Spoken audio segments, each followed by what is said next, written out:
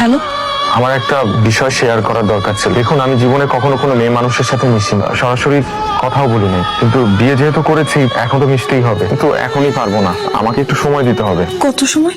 জানি না, 1 মাসও লাগতে পারে, আবার 1 বছরও লাগতে পারে। ততদিন আমি আলাদা ঘুমাবো। ওকে ভাই।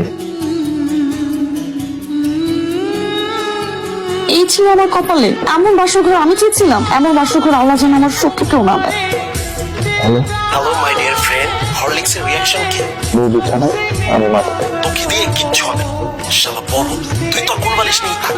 বুঝলে না, আমার ছেলেটা একটু সহজ সরল বাট ভেরি গুড বয়। কেমন করবো সেটা আমি জানি। আপনার ছেলে আমার স্বপ্নের বাসরঘর ভেঙে নুড়ো করে দিয়েছে।